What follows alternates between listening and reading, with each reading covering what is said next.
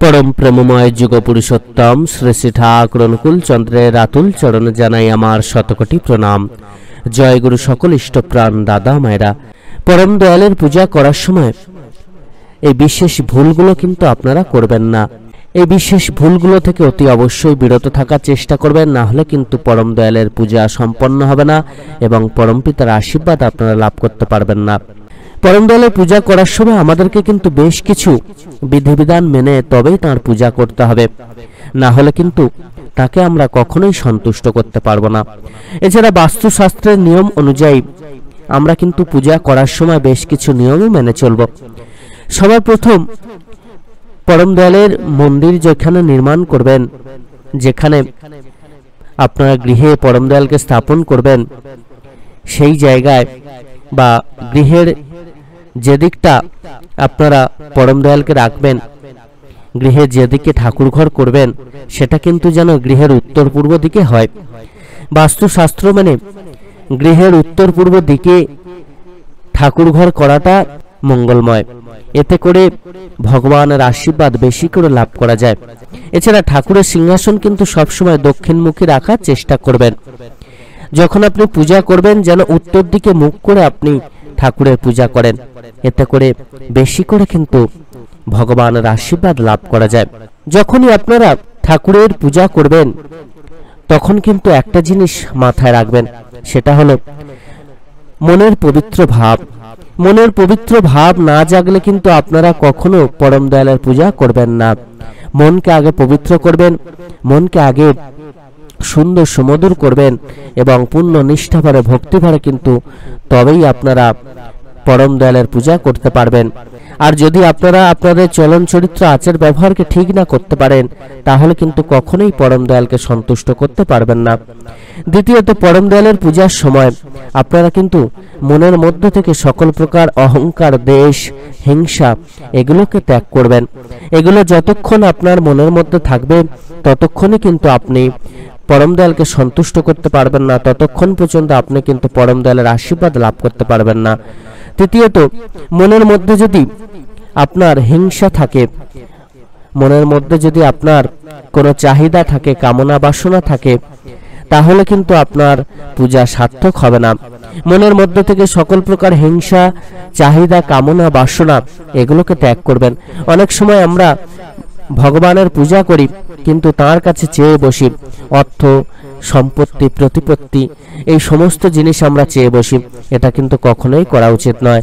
তাকে পূজা করলে, তাকে সন্তুষ্ট করলে সদা সর্বদা আমরা কিন্তু ভালো থাকবো, সুখে থাকবো, শান্তিতে থাকবো, আমাদের সমস্ত কিছু লাভ সম্ভব হবে। পরম দয়ালের পূজার সময় আপনারা কিন্তু অতি অবশ্যই তাঁর চরণে ফুল নিবেদন করার চেষ্টা করবেন, তুলসী পত্র নিবেদন করার চেষ্টা করবেন।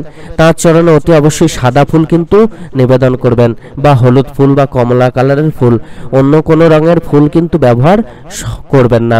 অন্য কালার বলতে লাল বা গোলাপি এই জাতীয় কালারের ফুল কিন্তু আপনারা পরম দয়ালের শ্রী চরণে অর্পণ করবেন না। বড়বার শ্রী চরণে আপনারা লাল ফুল অর্পণ করবেন।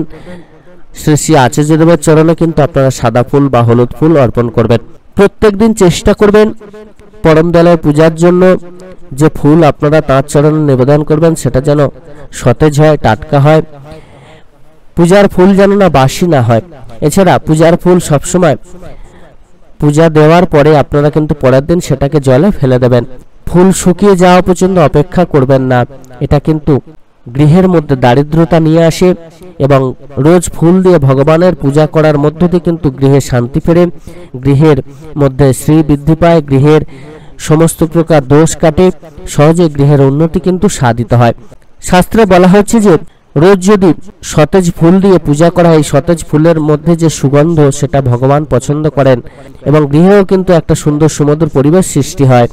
তাই তো আমরা প্রত্যেকেই চেষ্টা করব শুদ্ধ তাজা ফুল দিয়ে ভগবানের পূজা করার, পরম দয়ালের শ্রী চরণে ফুল অর্পণ করার। এছাড়া এক ফুল কিন্তু দুবার পরম দয়ালের চরণে নিবেদন করবেন না। এটা কিন্তু মাথায় রেখে আপনারা অতি অবশ্যই চলবেন। সকল ইষ্টপ্রাণ দাদা মায়েরা, পূজা করার সময় আপনারা কিন্তু এই বিশেষ জিনিসগুলি অতি অবশ্যই মেনে চলবেন।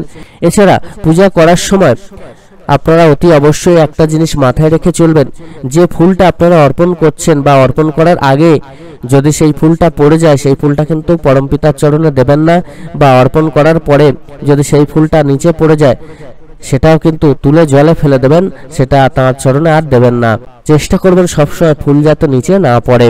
পরম দয়ালের চরণের ফুল যখন আপনারা তুলে ফেলে দেবেন তখনও যেন সেই শুকনো ফুল নিচে না পড়ে, এটা কিন্তু আপনারা চেষ্টা করবেন। এছাড়া পূর্ণ ভক্তিভরে শ্রদ্ধা ভরে পরম দয়ালের কিন্তু পূজা অর্চনা করবেন, তার নাম জপ করবেন, তার সাধন ভজন করবেন। তার নাম জপ বিনা কিন্তু তার পূজা সার্থক হবে না। যখনই আপনি পূজা করবেন, পূজা করার আগে তার নাম জপ করবেন, তাকে আবাহন করবেন এবং সেই জায়গাটা বা আপনার গৃহকে স্বর্গসম করে তুলবেন।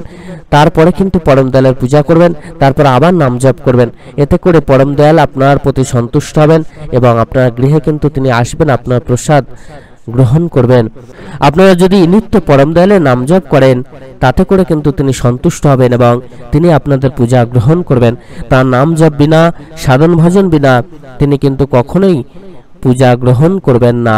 তাই তো সবার প্রথম আমাদেরকে তার অমৃত নাম জপ করতে হবে এবং এই নাম জপের মধ্য দিয়ে তাকে সন্তুষ্ট করার চেষ্টা করতে হবে। পূজা করার পর ভগবানের যখন প্রসাদ আপনারা নিবেদন করছেন তখন কিন্তু অতি অবশ্যই প্রসাদে তুলসী পত্র দেবেন। আর প্রসাদ নিবেদন করার পর আপনারা পরম দয়ালের সেই চরণে প্রার্থনা জানাবেন যাতে তিনি আপনাদের প্রসাদ গ্রহণ করেন, এই প্রার্থনা জানাবেন এবং অন্তত 10 মিনিট কিন্তু তাঁর কাছে বসবেন, তাকে বাতাস করবেন, তাঁর চরণে প্রার্থনা করবেন এবং তাঁর নাম জপ করবেন। এতে করে তিনি সহজেই তাঁর প্রসাদ গ্রহণ করবেন এবং পূর্ণ ভক্তিভরে শ্রদ্ধাভরে আপনার এই বিশেষ কর্মের জন্য তিনি আপনাকে আশীর্বাদ প্রদান করবেন। সকল ইষ্টপ্রাণ দাদা মায়েরা প্রত্যেকে খুব ভালো থাকবেন।